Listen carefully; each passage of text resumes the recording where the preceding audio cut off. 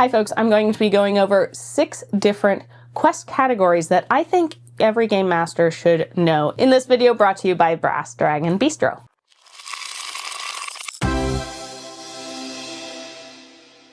I find that it's very helpful when I'm creating campaigns and sessions to have like some kind of guidelines or parameters, some structure essentially to help inspire some ideas.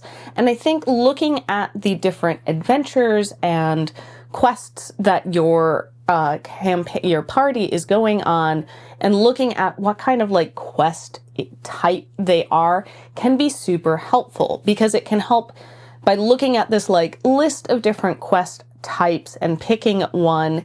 It gives you kind of a little bit of structure of like, okay, I'm not coming up with everything from scratch, but I can look at a list and go, okay, I want to do a fetch quest.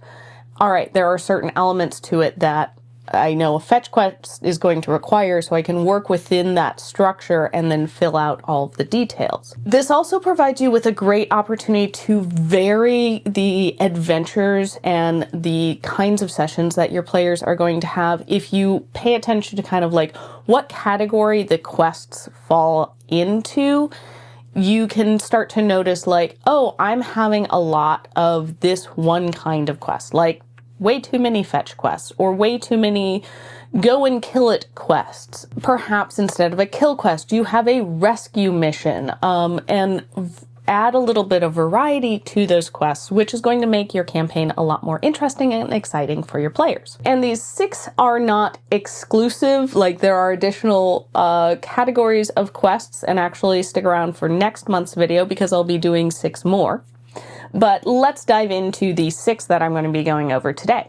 Starting off with the fetch quest. I think this is such a classic, great introductory quest. It has a very clear, your party is going from one place to the other and they are fetching something and bringing it back. Very clear. There's opportunities for, maybe combat encounters along the way, or maybe the thing they're fetching, they have to like battle something in order to get it.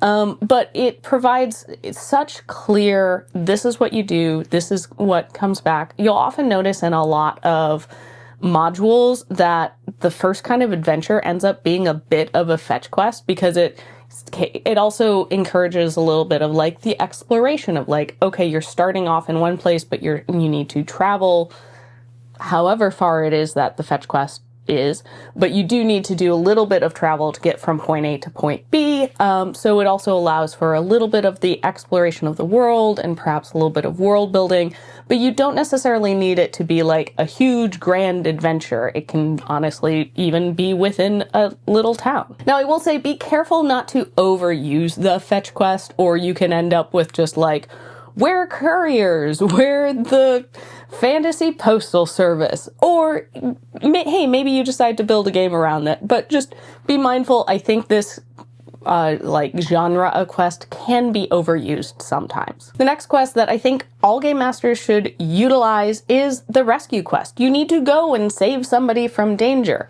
It adds this element of urgency and also can be like very emotionally impactful. It's a great way to introduce a important NPC. The party can rescue the NPC, and then the NPC has a, debt to pay to the party, so they will help the party out to perhaps repay the debt, or even if it's not a debt, like you have this established like bond and connection now with this important NPC. Now, a key element to this quest is that you need to make sure that the players care about who they are rescuing.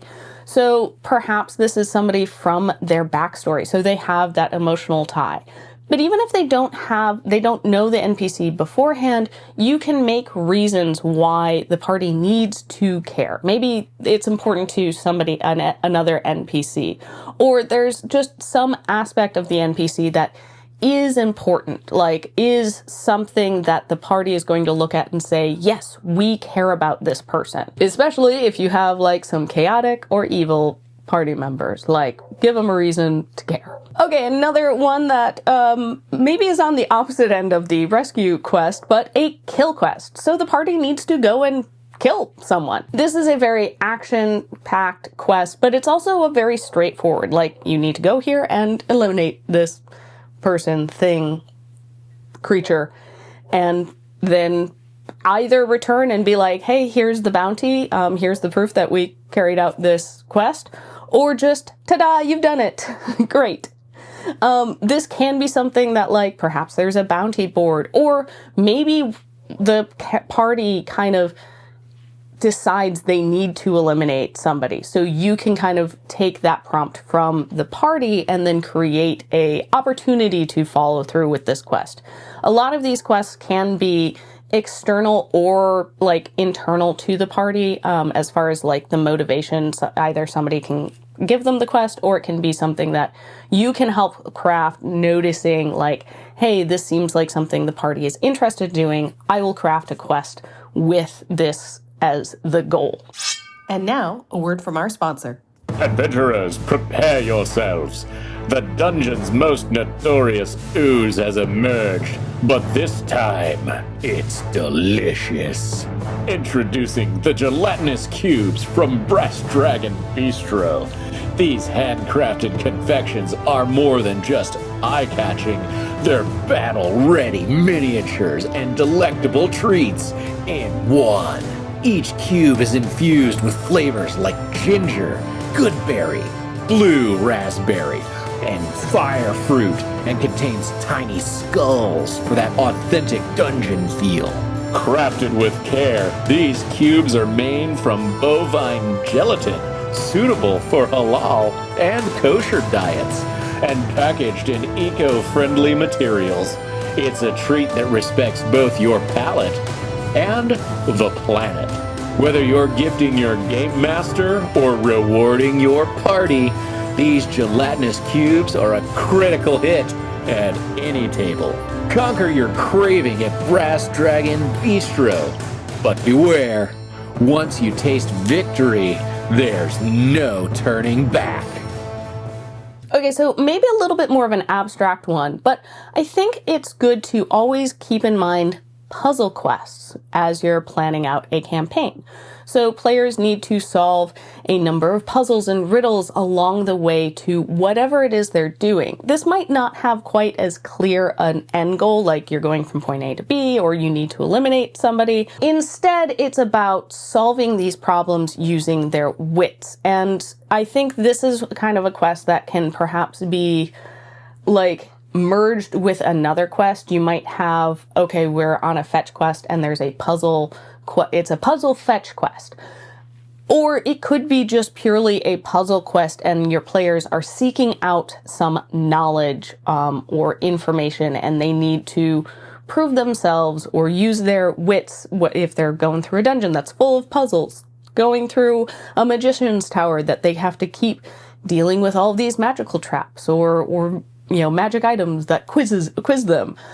This allows for a lot of those intellectual characters to really shine and have a moment that is not combat focused, but instead a lot more problem solving. Another very classic is an exploration quest. Go and explore. Perhaps the party is tasked with mapping a route to someplace. Perhaps they may know, oh, this is the end point, but we need to figure out how to get there through here. Or maybe it's just going and exploring and finding out what is in this area. This is another one that perhaps could get combined with other quests to kind of add flavor to that quest. I think that this quest can be really great for encouraging curiosity and exploration, and it also provides a really great opportunity for you as the game master to provide a lot of the lore and information about the area, because the players are going to be exploring it, so the players will be learning about the area at the same time as the player characters. Perhaps they end up in the Feywild and they need to explore it and figure out what's there, or it's just a different part of the world than where their characters grew up, so they aren't as familiar with it.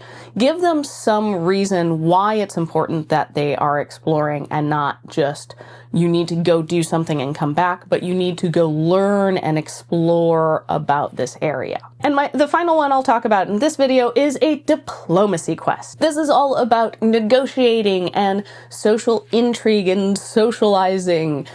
Great for those super charismatic characters, or perhaps more wisdom characters. This is a quest that's going to encourage a lot of those roleplay moments.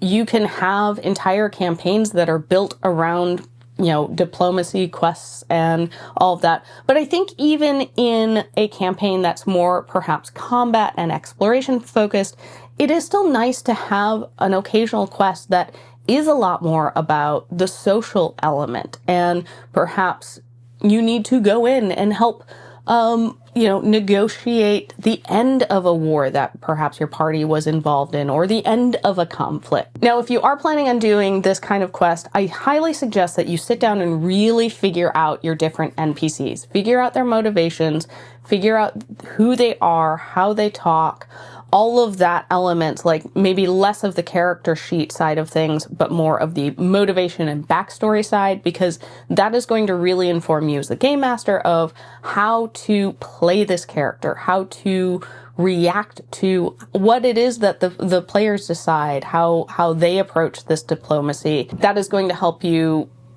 pivot and react to what your players are doing in a way that feels truthful. So there you go. Those are 6 different quests that you can draw on to help add variety and interest to your campaigns. It can help you add a little bit of structure to help inspire those sessions. If you feel like, we're really in a bit of a rut, perhaps take a look at what the adventures your party has been on, kind of what quest type they fall under. And then if you're noticing like, we've had a lot of exploration and fetch quests, but there hasn't been any puzzles, throw in a puzzle somewhere. I think it gives you that structure to be able to create, but also to reflect back on, to figure out maybe how you can make the campaign fresh and interesting if it's gotten a little bit stale.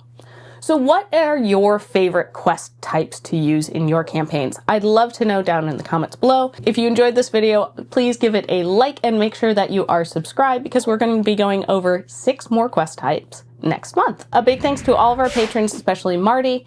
If you want to support our channel, please consider becoming a patron by heading on over to patreon.com/rollforinitiative and checking out the perks. Thank you so much for watching, and I'll see you next time on Roll for Initiative. Bye!